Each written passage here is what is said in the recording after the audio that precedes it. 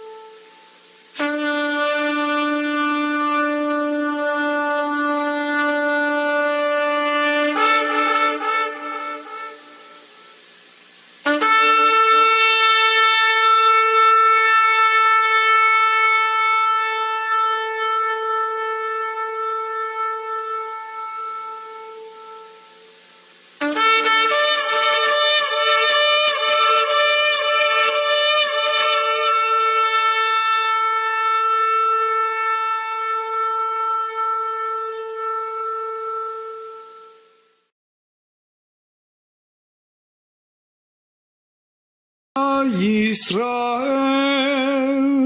Adonai Eloheinu Adonai Echad Ve'ahaveta et Adonai Elohecha bechol levavcha ובכל נפשך ובכל מאודיך והיו הדברים האלה אשר אנוכי מצווך היום על לבבך ושיננתם לבניך ודיברת בם בשבתך בביתך ובלכתך בדרך ובשוכבך ובקומך וקשרתם לאות על ידיך והיו לטוטפות בין עיניך וכתבתם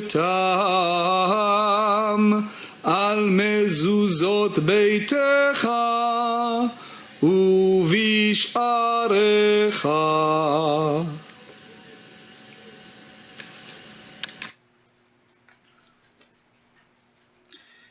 Shabbat Shalom, Shabbat Shalom to everyone. I want to say hi to everyone out there. Give me a shout out to you all. I hope that you pray and that you had a wonderful week as we come into this Shabbat here. Like I said, I'd like to wish everyone that's out there, all my brothers and sisters, I hope that you've kept your Sabbath and you prepare for this Shabbat as we go into the Shabbat. And before I do, I like to also give a shout out to my other fellow followers out there too, like Christian Truthers, who's actually broadcasting right now. We also have Parable of the Vineyard, and there's also Sister Shalom. So don't always just listen to me, but I always tell everybody that you should be also listening to other people out there, because there are times that you will hear something and maybe it wasn't for you at this time, but maybe it's for somebody else. So you should always listen to more than one person. Just like as me, even too, I always listen to more than one person too, to even better me, myself. Iron sharpens iron. So with that being said, of course, I like to pray for, that this message that you will hear tonight, that the Prince of Peace will be able to touch your heart and show you some other scriptures that you have not even learned about through this time. And tonight's message is going to be on who was really born on December 25th. And we're going to take a little deeper look into this to see who it was and where do we lead from there, based on what you've been probably grown up from or heard from other people, or even your your past or friends, or even your parents might have taught you. So we're going to learn something here. And with that being said, I'd like to wish us this prayer, and it says, "Our beloved one, come to meet the bride. Beloved, come to greet the Shabbat. Keep and remember a single command. The only God caused us to hear. The eternal is one. God's name is one for honor and glory and praise. Beloved, come with me to meet the Shabbat forever, a fountain of blessings. Still it flows as from the start, the last of days for which the first was made. Beloved, awake, awake, your light has come. Arise, shine, awake and sing. The eternal's glory dawns upon you, beloved. Enter in peace, O crown of your husband. Enter in gladness. Enter in joy. Come to the people that keeps its faith. Enter, O bride, enter, O bride, beloved. So, what does that mean to all of us? Think about this. If you go back into Scripture, at the end in Revelations, it talks about the final bridal groom marriage, and the bride is you, and the groom's going to be, our Messiah, who's going to come back and take his fellow brides with him, back with him to, to that paradise where we will be with him, and we'll be praising him at all times. So it says, you should awake. So if you're in the Shabbat and you're following the Shabbat, you have already prepared and you've already lit your candles, as tonight we have lit ours already, and we've already took our cup of wine, and we already broke bread too. So I ask you this time right now that if you haven't, you should have already done this with your family, or if your spouse is not there, you should have done it yourself.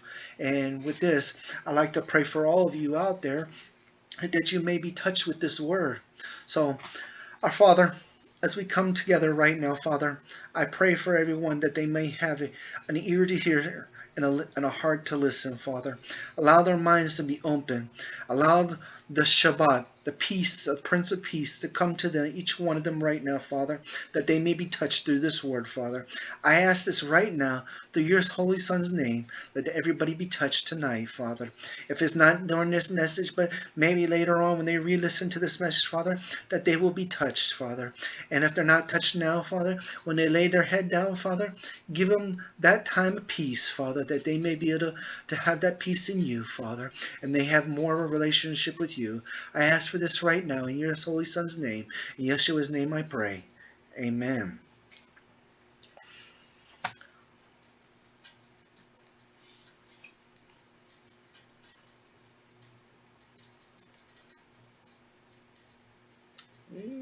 Oops. Okay. There we go. Okay, there we go. All right. So it says, who was really born on December 25th? And we're going to take a look at this. So from this, if you think back to your Christianity religion, you will see that Christianity in a whole teaches that Jesus Christ was born on December 25th. But if you go to the actual Bible, it does not even say December 25th. So how did they come out with December 25th if it doesn't say December 25th? That's a good question. And hopefully we'll be able to answer that question tonight. And this all revolves around even the nativity set. As you can see this picture here, it has, Jesus Christ that was born. And of course, you can see Mary, and you can see Joseph. You can see even the three wise men as they came out through to Jerusalem, and you see the North Star here. So these are the key points that I want you to think about as we go below. It says we have the three wise men. Remember, they brought silver and gold. There was a king. We'll learn about the king. There's the star. And remember, they escaped from one place to another place. And like I said, most churches, most congregations, even pastors or even other teachers, they teach that, in Sunday school that Jesus Christ was born on December 25th. But was he really born on December 25th? Or who was actually born on December 25th? And we're going to take a look through here right now. So the story of birth of Christ, it says, after Jesus was born in Bethlehem in Judah during the time of King Herod. So we have King Herod. Magi from the east came to the Jerusalem and asked, where is the one who was born King of the Jews? He saw in the star in the east and half came to worship him. When King Herod heard this, he was disturbed, and all Jerusalem was with him. When he had called together all the people's chief priests and teachers of the law, he asked them where the Christ was to be born. In Bethlehem in Judea, they replied, for this is what the prophet has written, "But you, Bethlehem, in the land of Judah, are by no means least among the rulers of Judah. For out of you will come a ruler who will be the shepherd of my people of Israel." Then Herod called the Magi, or the magician as it was called, secretly, and found out from them the exact time the star had appeared. And he sent them to Bethlehem and said, "Go and make a careful search for the child. As soon as you find him, report to me so that I too may go and worship him." After they had heard the king, they went out of their way, and the star they had seen in the east went ahead of them until it stopped over the place where the child was. When they saw the star, they were overjoyed. On coming to the house, they saw the child was with his mother Mary, and they bowed down and worshipped him. They opened their treasures and presented him with gifts of gold, incense, and myrrh. And having been warned in a dream not to go back to Herod, they returned to their country by another route. And this is quoted actually in Matthew 2, 1 through 12. So, as you can see, this is the basic story that talks about Jesus Christ being born. And somehow Christianity put this together with December 25th as the actual holiday, and that he was born. But as you can read here, it wasn't even born on December 25th. So now let's look at the nativity. The nativity of Jesus Christ, the birth of Jesus Christ, is the basis for Christianity holiday of Christmas, and is described in the Gospels of Luke and Matthew. The two accounts differ. So we have two different accounts, but agree that Jesus was born in Bethlehem. So we know that he was born in Bethlehem, in Judea, during the region of the reign of King Herod the Great. His mother Mary was married to a man named Joseph, who was descended from King David and was not in his biblical father, or his biological father. So we know right here is saying that that wasn't even the biological father, which meant that he wasn't from the seed of man, but from the seed of the Father. And that his birth was caused by a divine intervention. See, Luke's version says the birth took place during a Roman census, mentions an announcement to the shepherds by angels, presentation of Yeshua or Jesus in the temple, and gives the name of the angel who announces it in the coming birth to Mary. The archangel Gabriel announces it, and Matthew's version mentions the arrival of the Magi, the flight into Egypt by the family, and the massacre of the innocents by King Herod. The consensus of scholars is that both Gospels were written about 75 to 85 AD, and while it is possible that one account might be based on another, or that the two share common source material, the majority conclusion is that the two nativity narratives are independent of each other. In Christ's theology, the nativity marks the birth of Jesus in fulfillment of the divine will of God to save the world from sin. The artistic depiction of the nativity has been an important subject of the Christian artists. Since the 4th century, artistic depictions of the nativity scene since the 13th century have emphasized the humility of Jesus and promoted a more tender image of him as a major turning point from the earlier Lord and Master image, mirroring changes in the common approaches taken by the Christian pastoral ministry. The nativity plays a major role in the Christian liturgical year. Christian congregations of the Western tradition, including the Catholic Church, the Western Rite Orthodox, Evangelical Communion, and many other Protestants, such as the Moravian Church, began observing the season of Advent 4 Sundays before Christmas, the traditional feast day of the birth, which falls on December 25th.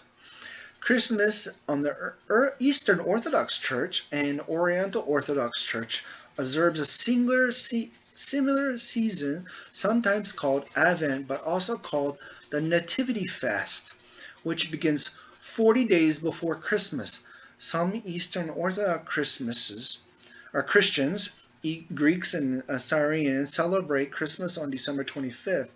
Other Orthodox celebrate Christmas on the Gregorian calendar, January 7th.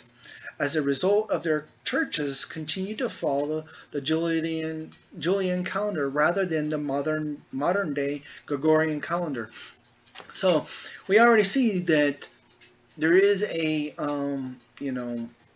not a straight consensus on when he was born, and that's because we read, and it doesn't give you an exact date, but they started going with the traditional feast date of which was December 25th, and then even some places said no, this is January 7th, and then some said no, it's 40 days prior. So there was no set date of when he was born. But we want to kind of look at and see who was actually born on December 25th, and get an idea from there. So as we look, we'll see that Terah, okay, he was he was known as the Wanderer. He's a biblical figure in the book of Genesis. He's the son of Noah, the son of Sharag, and the father of Abraham. All descendants of Shem, son of Prakafad. Terah is mentioned in the Hebrew Bible in Genesis 11:26 and 27. Also in Joshua 24:2 and 1 Chronicles 1:17 through 27 in the New Testament also. Most of what is told about Terah is recorded in Genesis 11:26 through 28. Terah's father was Noah, son of Sharag, descendants of Shem. So we know that he was a descendant of Shem, okay? Then they and many other ancestors were apathetical. Terah had 3 sons, Abraham, Haran, and Noah. Okay, Noah had daughters. Sarai was also his daughter-in-law, wife of Abraham. The entire family, including grandchildren, lived in Ur of the Chaldees. Okay, Ur, we're going to look at that also too, because Ur is also mentioned as it can mean land, or some people say, well, maybe this was, the actual name, or it was Nara or Haran, so we're going to take a look at that. Okay, it says one of his grandchild was Lot. Okay, so we know that, one of his grandchild was Lot, and whose father was Haran. So Haran was, Lot's child. Okay, Lot was Haran's father. Yeah, or Haran was Lot's father. Okay, and Haran had died before the family left Ur. Okay, Terah's son, Abraham, had an encounter with God, who directed him to take the entire family, leave Ur, and move to the land of Canaan. Terah coordinated the journey, intended to go to this new land, but stopped in the city of Haran, along the way where he died at the age of 205. According to rabbinical tradition, Terah was wicked. Terah was an idol maker. Terah, who should have been the master of Nimrod, his slave, became the slave of Nimrod. Okay, so, and actually, we'll probably, I think I mentioned it here, but okay, Terah was Nimrod's, basically his, what do you call it? It would be like our chief of staff. So you have the president, and then you would have the chief of staff. So he was kind of like in control of all the army. So he was kind of like one of the top generals for Nimrod. Okay, it says, like the other people in that country, Terah believed that Nimrod received his kingdom as a gift from the gods, as well as was himself a god. Terah was prepared to serve Nimrod with all his heart. So we see that Terah, like I said, he followed Nimrod because he thought he was a god, because he had received all this stuff. So he figured, if he's a god, I'm going to follow him so I can get everything too. Well, Nimrod. Well, who was Nimrod? It says he was a biblical figure described as a king in the land of Shinar. He was according to the book of Genesis and the book of Chronicles, the son of Cush, the son of Ham, the son of Noah. The Bible states that he was a mighty hunter before the Lord. Okay, when they say he was a mighty hunter, he was hunting humans. Okay, he wasn't hunting beasts. So we have to make a clarification there, because most people think when you hunt, you're hunting animals, but he wasn't really hunting animals. He was hunting people. Okay, he began to be mighty in the earth. Extra biblical traditions associated him with the Tower of Babel to his reputation as a king who was rebellious against God. And if you look here, you can see that these are the statues that Terah would make for Nimrod basically to bow down to his God. And we're going to learn later on that there was 12 different idols that he created, or 12 different gods, which come from the 12 zodiacs, which was very interesting to find out. And we're looking at Terah. So this is Terah's children. Okay, we see Abraham. Okay, this is the Abraham that we know of. Original Abraham is the common parsha of the three Abrahamic religions in Judaism. He is the founding father of the covenant, the special relationship between the Jewish people and God. In Christianity, he is the prototype of all believers, Jewish or Gentile. And in Islam, he is seen as a link in the chain of the prophets that begins with Adam and the Kolamites and Muhab. And then we have Noah. Okay, in the account of Terah's family mentioned in Genesis 11:26-32, Noah is listed as the son of Terah amongst the two other brothers, Abraham and Haran. His grandfather was Noah first, the son of Sharag. Noah married the daughter of his brother Haran. Malacca is his niece. They may all have been born and raised in the city of Ura. So they don't know if they were all born there or if they were raised there. So this was up in the air. They don't really know yet. Biblical accounts stated that Haran died before his father Terah in the land of his birth in Ura on the Chaldeans in Genesis 11:28. Well, how did he die? It really didn't mention how did he die, but we'll find out how he died later on. And Haran, or Aaron, is a man in the book of Genesis in the Hebrew Bible. He died. So wait a second. So we just said that Haran died, but we talk about it, up here. So this was getting kind of confusing because it says Haran died before his father. So we know that Haran died in his, in Genesis. In Chaldeans, he was the son of Terah and the brother of Abraham. Though through his son of Lot, Haran was the ancestor of the Moabites and Ammonites, and through his daughter Malacca, he was the ancestral of the Hamarians. After Haran died in Ura of the Chaldeans before his father Terah, his family traveled towards Canaan, the promised land. However, Terah stopped at Charan, or Aran, that's the city, and settled there, as did Nara and Malacca, whereas Lot accompanied Abraham and the others onwards to Canaan. So here it says that he went on, they separated, the family separated. Sarah, or Saria, is a Masriah in the Hebrew Bible, who was the wife of Abraham and the mother of Isaac. She was also Abraham's sister, or his half-sister. The Hebrew name Sarah can be translated as the noble woman. So if we look in the book of Jubilees, this is in chapter 12, and we're going to read this here. It says, in the fourth Jubilee, or the 40th of Jubilee, in the 2nd week, in the 17th year thereof, Abraham took his wife, and her name was Sarai, and the daughter of his father, and she became his wife. And Haran, his brother, took himself a wife in the 3rd year, the 3rd week, and she bare him a son in the 17th year of this week, and he called himself name Lot.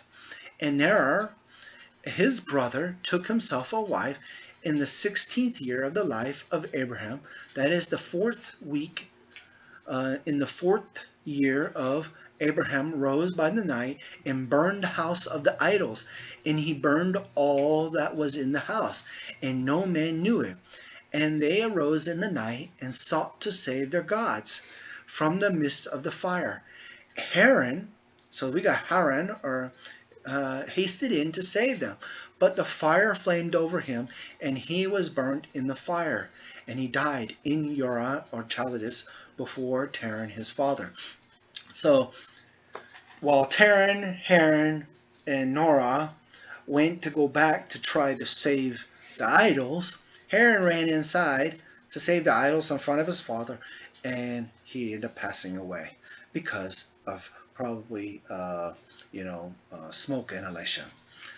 So we see that he died in front of his father.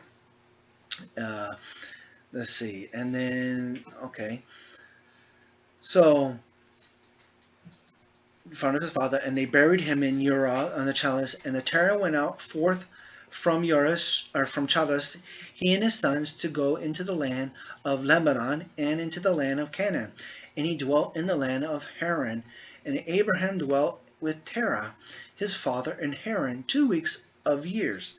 And in the 6th week, in the 5th year of 1951 AM, Abraham sat up through the night on the new moon on the 7th month to observe the stars from the evening to the morning, in order to see what would be the character of the year, and with regards to the rains.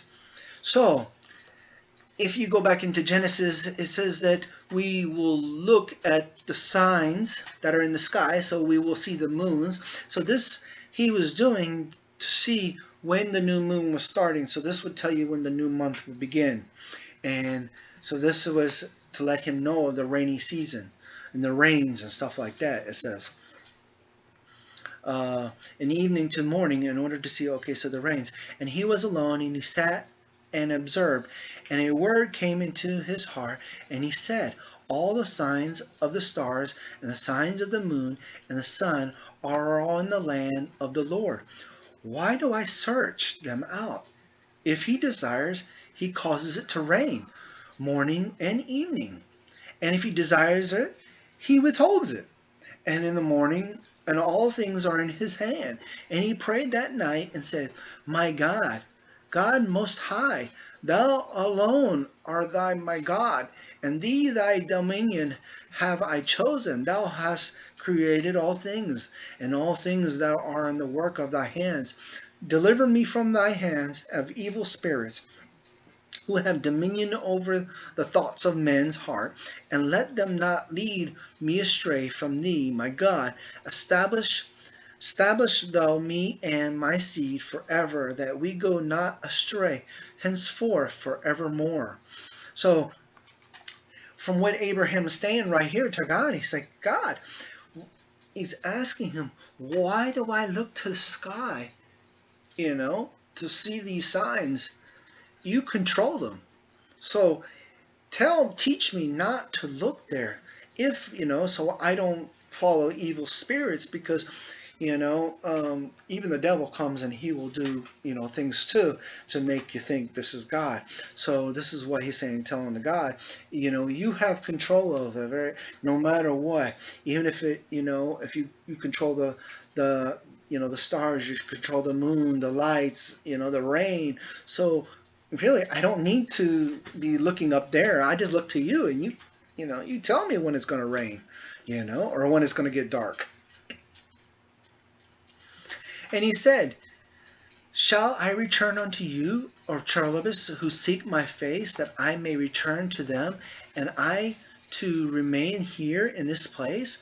the right path before thee prosper in thy hands of thy servant, that he may fulfill it, and that I may not walk in the deceitfulness of my heart, O my God.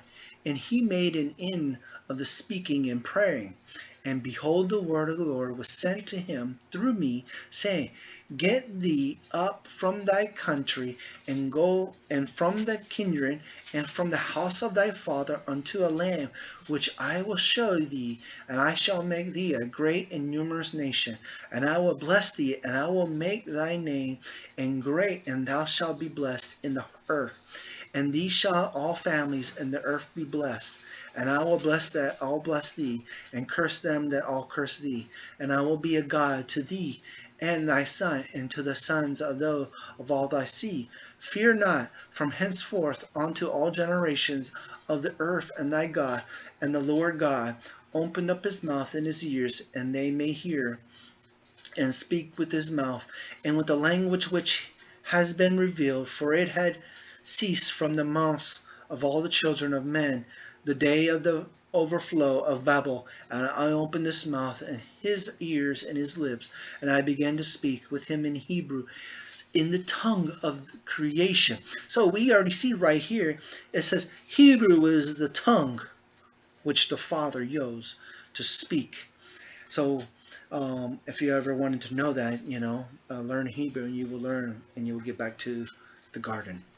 And he took the books of his father, and these were written in Hebrew, and he transcribed them, and he began from henceforth to study them. And I made known to him that which he could not understand. And he studied them during the 6 rainy months. And it came to pass in the 7th year of the 6th week that he spoke to his father and informed him. And he would leave Haran to go into the land of Canaan to see it, and return to him.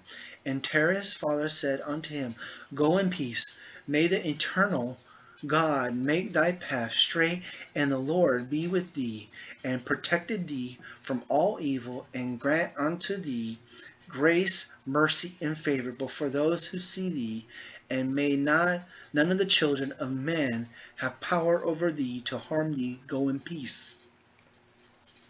So if we look in the book of Yashar, in chapter 7:22, right here, it says, And Peleg his brother begot Yen, and Yen begot Sharag, and Sharag begot Norah, and Norah begot Terah, and Terah was 38 years old, and he begot Haran and Norah.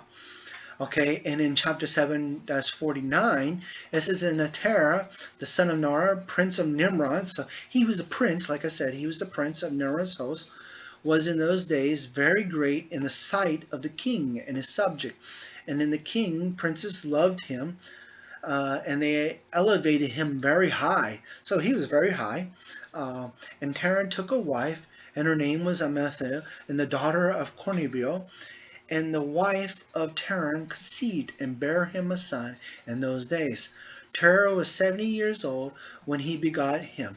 And Terah called the name of his son that was born to him Abraham, because the king had raised him in those days and dignified him above all his princes that were with him. In the book of Yashar in chapter 8, and it was the night that Abraham was born. So remember, it was that night that Abraham was born that all the servants of Terah and all the wise men of Nimrod and his conjurers came and ate and drank in the house on Terah, and they rejoiced with him on that night. And when all the wise men and the conjurers went out from the house of Terah, they lifted up their eyes toward the heaven that night to look at the stars, and they saw, and behold, a very large star came from the east and ran in the heavens, and he swallowed up the 4 stars from the 4 sides of the heaven. And all the wise men of the king and his conjurers were astonished at the sight. And the sages understood this matter, and they knew its importance. And they said to each other, This only betokens the child that has been born to Terah this night, who will grow up and be fruitful and multiply and possess all the earth. He and his children forever, he and his seed will slay great kings and inherit their lands.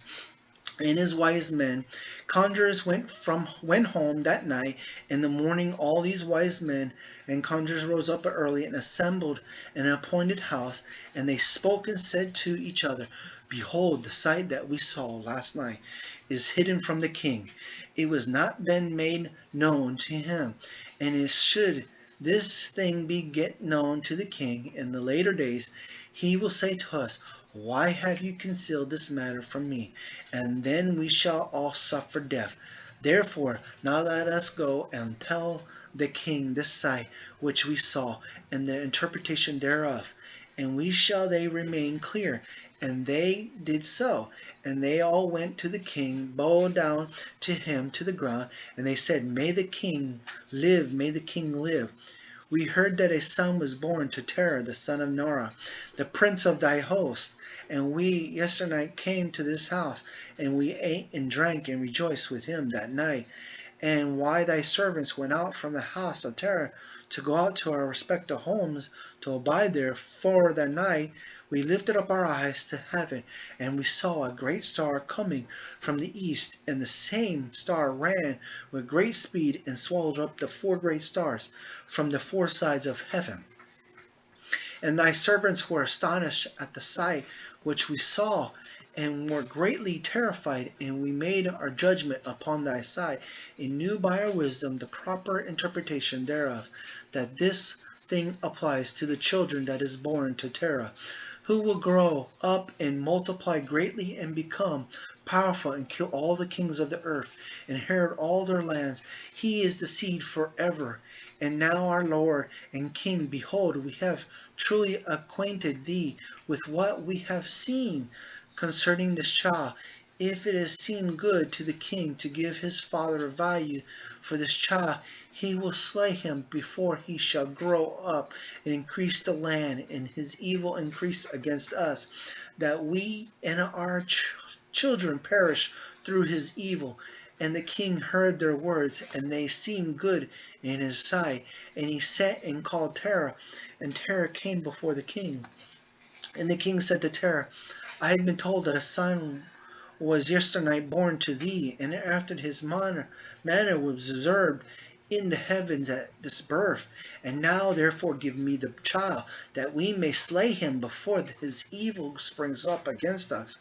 And I will give thee for his value thy house full of silver and gold. And Terah answered the king and said to him, My lord and king, I have heard thy words, and thy servant shall do all that is his king desire. But my lord and king, I will tell thee what happened to me yesternight, that I may say with advice to the king, give his servants. And thee will I answer the king upon what he has just spoken. And his king says, Speak. And Terah said to the king, Aon, son of Morai, came to me yesternight, saying, Give me unto me the great and beautiful horse that the king gave thee, and I will give thee silver and gold, straw and provider for this value. And I said to him, Wait till I see the king concerning thy words, and behold, whatever the king saith, that will I do. And now, my lord king, behold, I have made this thing known to thee, that the advice which my king was given unto the servant, that I will follow. And the king heard the words of Terah in his anger, and was kindled, and he considered him in the light of a fool. So he knew he was lying already. But the king answered Terah, and he said to him, Art thou so silly, ignorant, or deceitful, understanding to do these things, to give thy beautiful horse for silver and gold, for even for straw and provender? Art thou so short of silver and gold that thou should do these things, because thou canst not abstain straw and provider to feed thy horse? What is silver and gold to thee, straw and provider, that thou shalt give away thy fine horse, which I can give thee, like which there is none to be had unto the whole earth? And the king left up, speaking to Terah, answered the king, saying, Like unto thee, this has the king spoken to his servant. I beseech thee, my lord and king, what is what is this which thou didst say unto me, saying, Give thy son that me slay him, and I will give thee silver and gold for this value? What shall I do with thy silver and gold after thy death of my son? Who shall I inherit me? Surely then all my death and silver and gold will return to my king, who gave it. And when the king heard the words of Terah and the parable which he brought concerning the king, it grieved him greatly, and he was vexed at this thing, and his anger burned within him. And Terah saw that the anger of the king was kindled against him, and he answered the king, saying, All that I have is the king's power. Whatever the king desireth to do to his servant, that let him do. Ye, even my son, he is the king's power, without the value in exchange, he and his 2 brothers that are older than he. The king said to Terah, No, but I will purchase thy younger son for a price. And Terah answered the king, saying, I beseech thee, my lord, and king, to thy servant, speak a word before thee, and let the king hear the word of his servant. And Terah said, Let my king give me 3 days time till I consider this matter within myself, consult with my family concerning the word of my king. And he pressed the king greatly to agree to this. And the king hearkened to Terah, and he did so. And he gave him 3 days time. And Terah went out from the king's presence, and he came to his family and spoke to them all thy words to the king, and the people were greatly afraid.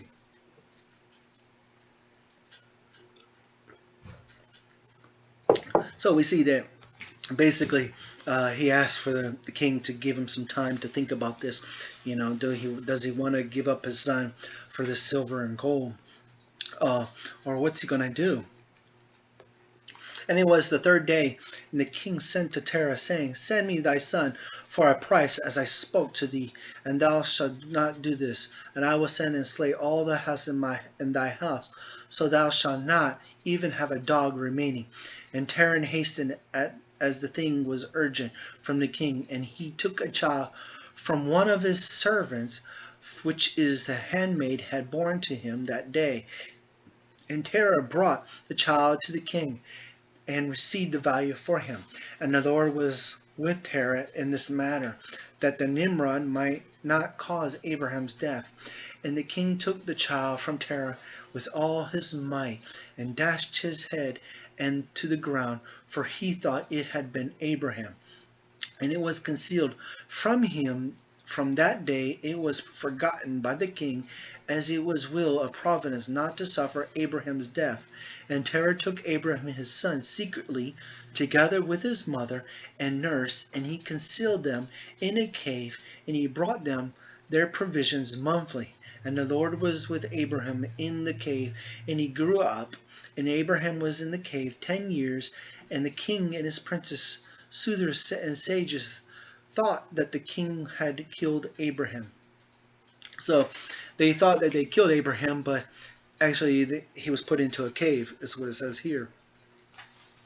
In chapter 9 it says, And Aaron, the son of Terah, Abraham's oldest brother, took a wife in those days. Haran was 39 years old when he took her, and the wife of Haran conceived and bare a son, and he called his name Lot. So we see Lot was being born, and she conceived again and bare a daughter, and she conceived and called her name Milcah. And she again conceived and bare a daughter, and she called her name Sarai. So we have Milcah and Sarai born. Haran was 42 years old when he begot Sarai, which was in the 10th year in the life of Abraham. In those days Abraham and his mother and nurse went out of the cave, as the king and his subjects had forgotten to the affair of Abraham. And when Abraham came out of the cave, he went to Noah and his son Shem, and he remained with them to learn the instructions of the Lord. And his ways no man knew where Abraham was.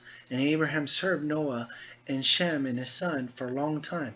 And Abraham was in Noah's house 39 years, and Abraham knew the Lord from 3 years old, and he went in the ways of the Lord until the day of his death, as Noah and his sons Shem had taught him.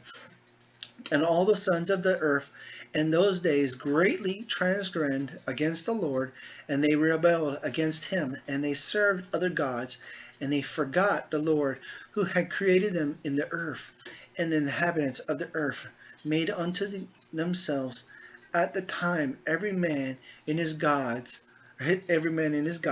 gods of wood and stone, which could neither speak nor deliver, and the sons of men served them, and they became their gods. And the king and all the servants in Terah, with all the household, were the first of those that served gods of wood and stone. And Terah had 12 gods. See, so he had 12 gods, the large size, made of wood and stone, after the 12 months of the year. And he served each one monthly, and every month Terah would bring his meat offering and drink offering to his gods.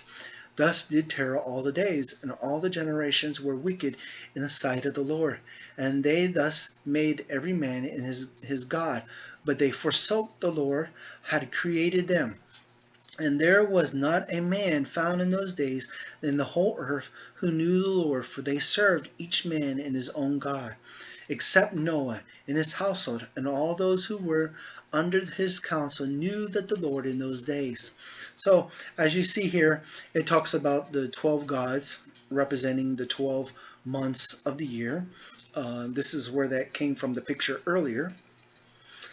And also, and continue in chapter 9, and Abraham the son of Terah was waxing the great in those days in the house of Noah, and no man knew it, and the Lord was with him. And the Lord gave Abraham an understanding in heart, and he knew all that the works of the generation were vain, and all their gods were vain, and there were none were able. And Abraham saw the sun shining upon the earth, and Abraham said unto himself, Surely now is the sun that shines upon the earth is God, and him will I serve. And Abraham served the sun in that day, and he prayed to him. And when evening came, the sun set as usual, and Abraham said with himself, Surely this cannot be God. So this is where it talks about earlier in the opening scripture that we talked about, how Abraham was sitting and he prayed, and Abraham still continued to speak to himself. And who is he who made the heavens, and he the earth, who created upon earth? Where is he? And night darkened over him, and he lifted up his eyes toward the west, the north, the south, and the east, and he saw that the sun had vanished from the earth, and the day became dark. And Abraham saw the stars and the moon before him, and he said, Surely this is the God who created the whole earth, as well as man. And behold, these his servants are gods around him. And Abraham served the moon and prayed to it all night. And in the morning, when it was light, and the sun shone upon the earth as usual, Abraham saw all things that the Lord God had made upon the earth. And Abraham said to himself, Surely these are not gods that made the earth and all mankind, but these are the servants of gods. And Abraham remained in the house of Noah, and there knew the Lord and his ways. And he served the Lord all day in his life. And all the generations forgot the Lord, and served other gods of wood and stone, and rebelled all their days. And King Nimrod reigned securely, and all the earth was under his control, and all the earth was under one tongue and words of union. So that's where the Babylon comes in, when they built the Babylon. And Joshua 11:11 starts out, it says, And they served with 12 years, and they gave him a yearly tax, and at the time they died, Nerah, son of Sharag, in the 49th year of the life of Abraham, son of Terah, and in the 15th year of the life of Abraham, son of Terah, Abraham came forth from the house of Noah, and went to his father's house. And Abraham knew the Lord, and he went in his ways, instructions, and the Lord his God was with him. And Terah his father was in those days still captain of the house of King of Nimrod, and he still followed strange gods. And Abraham came to his father and saw 12 gods standing there in their temple. And the anger of Abraham was kindled when he saw these images in his father's house. And Abraham said, As the Lord liveth, these images shall not remain in my father's house. so shall the Lord who created me do unto me in these days. Time I do not break them all. And Abraham went from them, and his anger burned with him. And Abraham hastened and went from the chamber to his father's outer court, and he found his father sitting in the court, and all his servants with him. And Abraham came and sat before him. And Abraham asked his father, saying, Father, tell me, where is God who created heaven and earth, and all the sons of men upon the earth who created thee and me? And Terah answered his son. Abraham said, Behold, those who created us are with us in the house. And Abraham said to his father, My Lord, shew them to me, I pray thee. And Terah brought Abraham into the chamber in the inner court, and Abraham saw, and behold, a whole room was full of gods, wood and stone, 12 great images, and others less than they without number. And Terah said to his son, Behold, these are they which made all the sea upon the earth, which created me and thee, and all mankind. And Terah bowed down to his gods. And he then went away from them, and Abraham his son went away with him. And when Terah had spoken to the king concerning Haran his son, the king ordered Haran to be seized with Abraham. And they brought them both, Abraham and Haran his brother, to cast them into the fire, and all the inhabitants of the land, and the king's servant. So we see Haran, okay, in here, and Abraham being casted into a fire.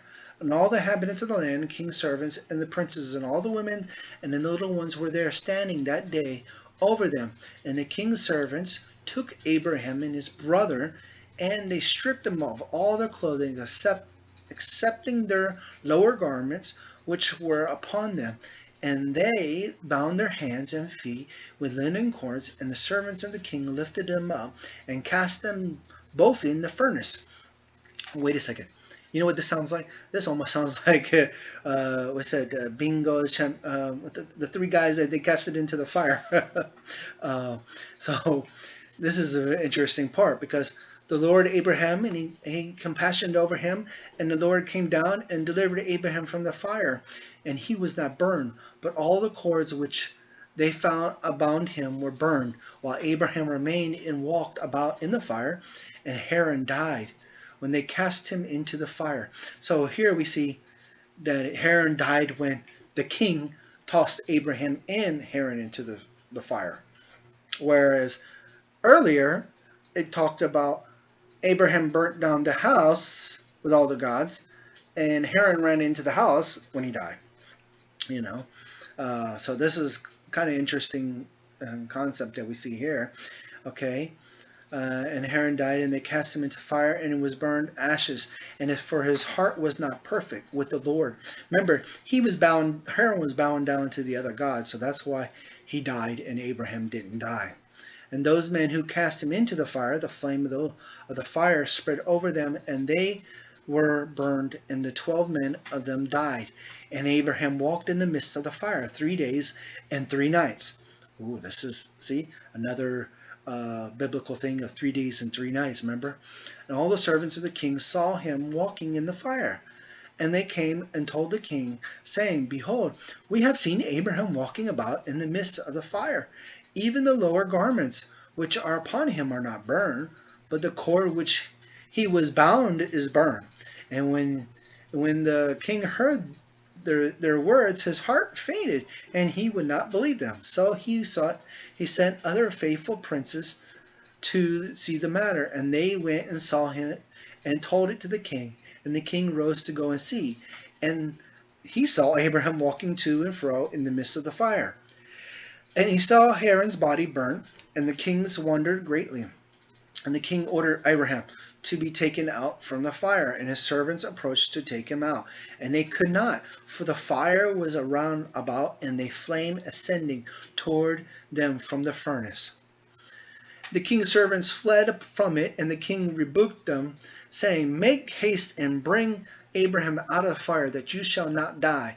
And their servants and the king again approached to bring Abraham out of the flames, came up upon them and burnt their faces, so that 8 of them died.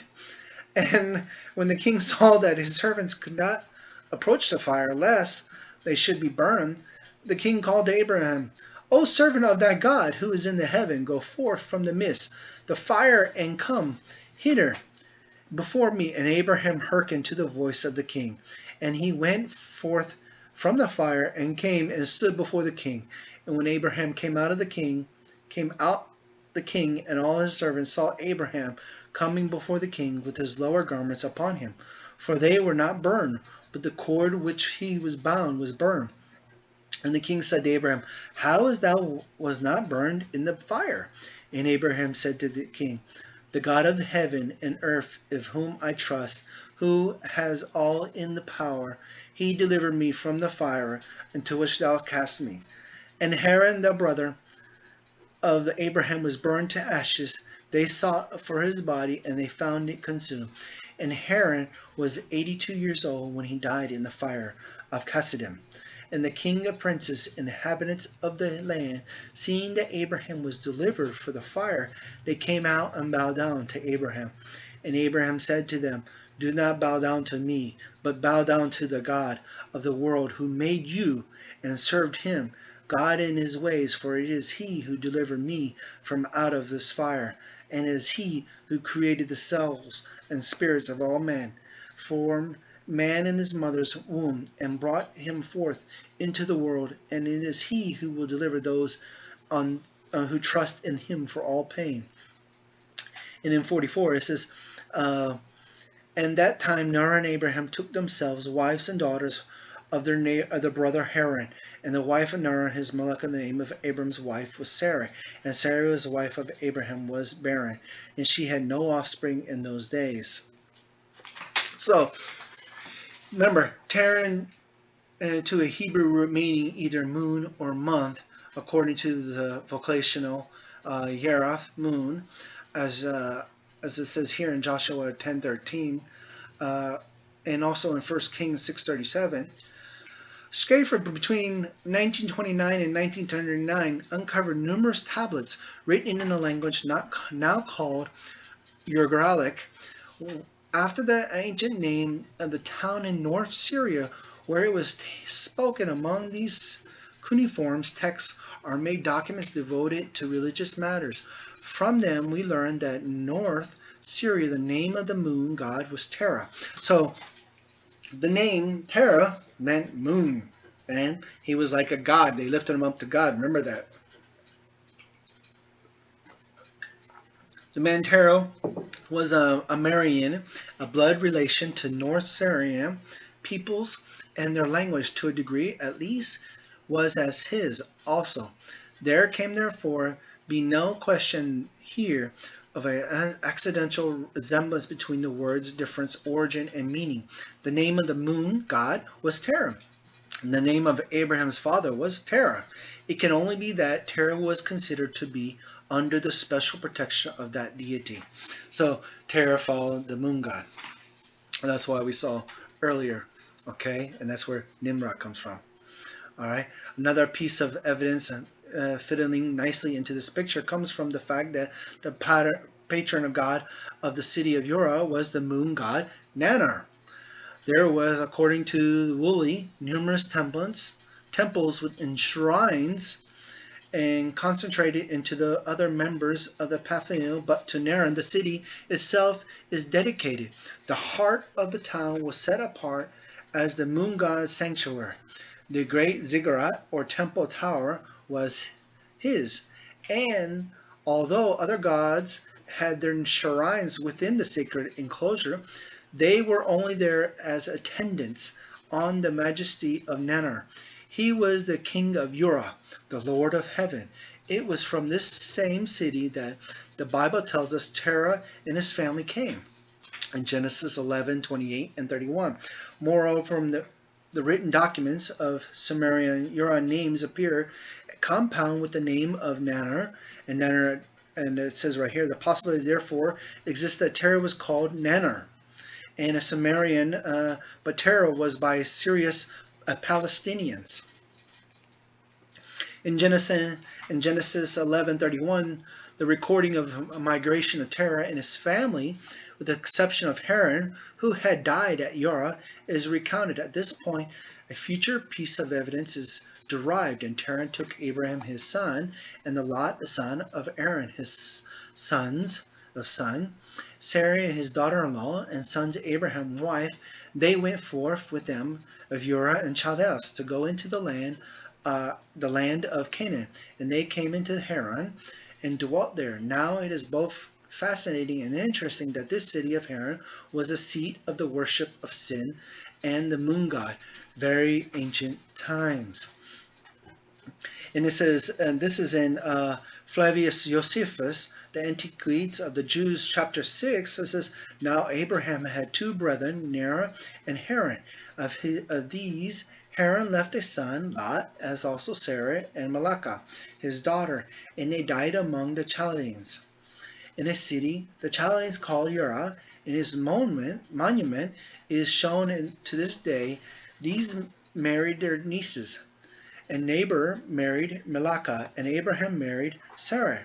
Now Terah, hating Chaldea on account of his mourning of Ura, they all removed to Haran and Mesopotamia, where Terah died and was buried, when he lived to be 205 years old. So this is that place, Ura, Chaldees, that it talks about. They actually found a lot of idols there. Now, this is just giving an example. This is just the first one that I pulled up. This is January. It means Janus, a month. Janus means Genesis month, and became the first month of the year with Numa Pompeius, and the Roman king added it in February to the calendar. Numa also removed the start of the year from March to January. So we see that the time changed. Janus is the Roman god of the beginnings and the endings. He is also the god of gateways, gates, doors, and doorways. The word janitor is derived from Janus. Saxons called the month Monath, meaning the wolf month. So to recap, so who was really born on December 25th? If you go back and you remember, we see that actually during that time, it talks about, Abraham being born. There was the sun, not the sun, the star that came over. We see that the three wise men came out. They brought silver and gold. And we also see that, at that time, the king, and who escaped? Abraham escaped during that time. So there's a possibility that, with this being said, that Abraham was the one that was being born at that time. But Christianity decided to try to take these and combine them together to make it as one who was being born. So with that being said, that's something to think about, because we see the three wise men come out, and then they wanted to bring silver and gold. We see that from Terah, who mentions it to the king, and they were like, oh, they were trying to bring me silver and gold, but they wanted to buy, my horse so I can, hay from them. So, and then the king, we see the king, he wanted to kill Abraham, just like the king wanted to kill, Yeshua or Jesus Christ, as they know, when he was born. He wanted to kill him too. So we see that, and we look at this, and we also see the star. This is where you will hear about the Star of David, which is like the Pentagon, the 8th star. That's you see most Jews follow. That's where they get the Star of David from. So now with this, we also see that they escaped to another place. Abraham escaped into the cave, and he supposedly hid there until it was time to come back. So with that being said, I want you to think about this during that time as you go through this Shabbat, and think about who was actually born on December 25th. Was it Jesus Christ, or some people know him as Yeshua, or was this actually David, or not David, Abraham, I'm sorry, Abraham being born? You know, this is a good question because we have the almost exact same story being told here than, that was taught earlier before. And here is my brother, Christian Truthers, Justin Bass. He actually put out a good video that talks more into this. It's called Before He Was Abraham, 2019. There's a great video. You should go watch that. It talks more into a little bit more depth than what I go into it, than what I did here tonight. But I think you should look into his video. He's got some really good videos, and so does Parable Vineyard. Check them out too. And also, if you're not a follower of them, follow them too, just as you say, follow me. And if you like this video, make sure to click on it, that you like it, and subscribe, and become a subscriber so that you're always receiving updates, because sometimes, time changes and things will be pushed either earlier or a little bit later, just depending on the Father, on His will. I cannot say when He wants me to do things, but I follow the Spirit, and if the Spirit says to go a little bit later, I will go a little bit later. But normally the message is put out between 8:30 and 9:30 Eastern Standard Time here in the United States. So if you really want to know more, become a subscriber and subscribe, and make sure you click on the bell so that way you get those updates and you know when they're coming out. Okay, and before I go, I like to again pray for everybody that they may have peace tonight as we go our separate ways. Our Father, we thank you for this word that you brought us tonight. We lift them up to you right now, Father. Whatever we said tonight, Father, if it is not in your word, Father, that it will fall to the side, Father. And Father, I pray for people to have open ears and open minds into their heart, Father. Allow the Prince of Peace to come to them and show them, Father, what may be the truth, Father. Allow it to come to them, Father. As sometimes you say you speak in parables, Father, and that allow this to be a parable to them if they're not ready to receive it now, Father. Allow that time to come when they can receive your message, Father. I ask you for anybody that needs healing out there right now, Father, that they receive that healing, Father. And I pray it over each one of them right now, Father, as they go their separate ways and they lay their hand down tonight, Father, that they will receive that peace, Father. And they, wherever they go, they allow them speak the truth to each person that they go into tonight, Father. Or wherever they go, Father, that they, the day after tomorrow or through the week, Father, allow them to be blessed. And I pray that over each household and each family and each congregation right now, Father, that is doing your work. Allow them to continue to be blessed. And I pray that right now in your Son's name, in Yeshua's name I pray. Amen.